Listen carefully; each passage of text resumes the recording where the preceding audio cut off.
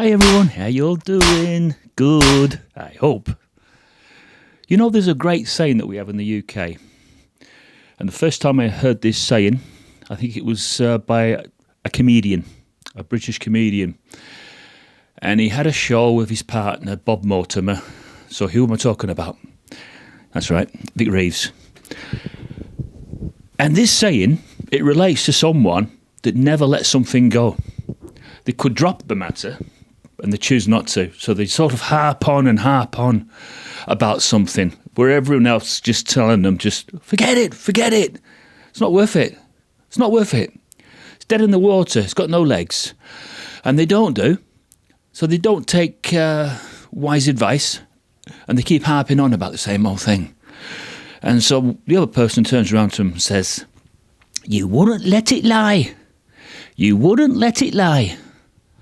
Let's use that phrase to a certain person that we all know, who was relentlessly, like a little rabid dog, going at it.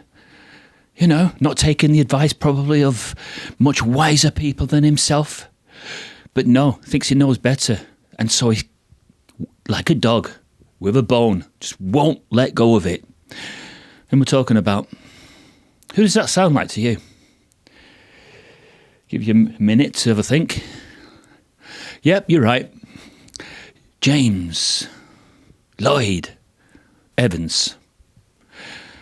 That's what that statement's all about. Lloydie boy, you wouldn't let it lie. Have you not even considered what you might do if you lose? Or have you not even give that any consideration whatsoever because you believe that, oh, you're going to win this? Maybe your legal team is telling you something that they can't deliver on. You know? Because at the end of the day, for them it will be a payday, won't it? They're still going to get paid either way. But realistically, have you give any thought to what you might do if you lose? And how are you going to pay for a counter lawsuit? Should it come to that? I know one thing.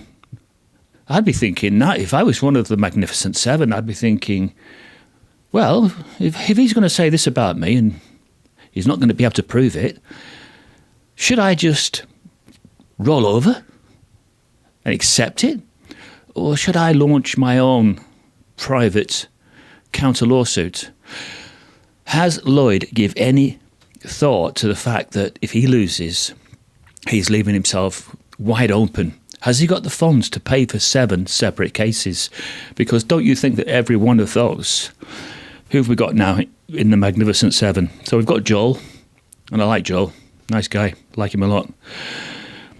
And we've got Mark and Cora, we've got Mike and Kimmy, I think we've got Terry, we've got Kim, and Joel, and is there anybody else? If I've left anybody else out, then spit it out, will you? Let me know who it is. But say the Magnificent Seven. I've got every right, haven't they, to seek legal advice on how they can shut Lloyd down should he lose. This could be awfully damaging, couldn't it, to his channel reputation, everything about him. I mean, is he just on a suicide mission? Kamikaze pilot? Is he just going to go in, loaded up to the hilt, hoping that he's going to do the most destructive damage to the Magnificent Seven? You know, like a kamikaze pilot, not caring for his own life, in a sort of symbolic way we're talking, obviously.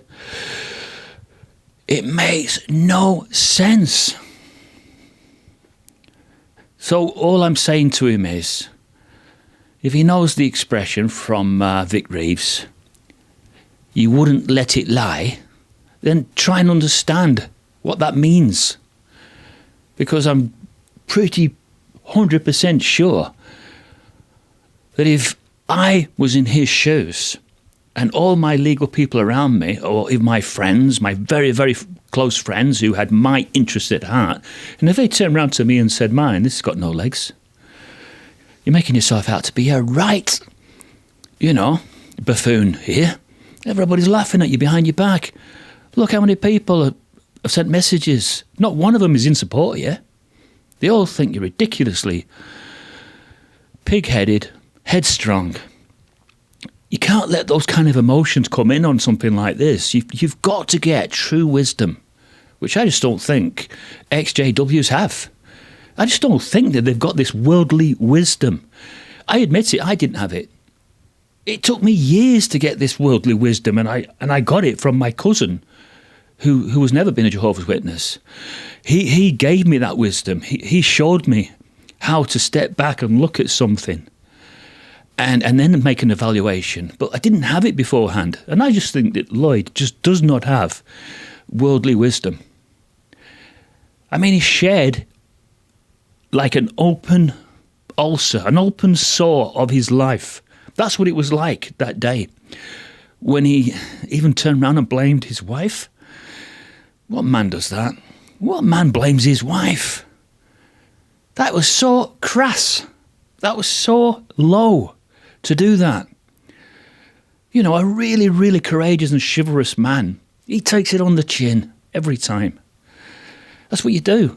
That's what we are supposed to do as males on this world, on this earth. We're supposed to take the bullets, we're supposed to take the wounds and then heal later. People have already formulated their opinion about you, Lloyd, a long time ago, and all you're doing is you're fueling that fire. You're putting that coal, more coal on that fire. Let the fire go out.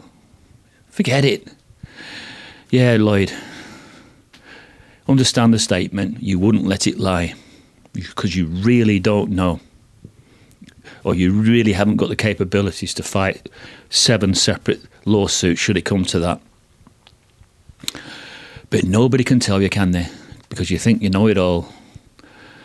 But, you know, a great fall, a lies, I'm sure. Because I can't see you winning your case. I just can't see it. Not with everything that you've disclosed. Unless, of course, that is denied. If that's not allowed to be said. In that case, that would be grossly unfair, wouldn't it? If you can't put in what you've already admitted to up to now. Anyway, it doesn't matter, because I'm sure that they've got copies of it. Everything you've said from day one of this debacle. I know for a fact that all the wise ones out there, they've got copies of it. So they'll play it back to you. And everybody will be aware of the truth. Taking sides, yeah, you can't help it, can you? You can't help but take sides, because it is so absurd. So you do. You pick someone, and some have decided to get behind Lloyd on this one, but a lot have left him. A lot of patrons have gone. So it's had a detrimental effect for sure. Anyway, I've got to go. Like my t-shirt. Raymond. Have you got love for Raymond? Still? Have you still got love for the street? Mr. D.R.E. and Mr. R.A.Y.M.O.D.N.D. Still got love for Raymond. Everybody loves Raymond. Still got love. See y'all.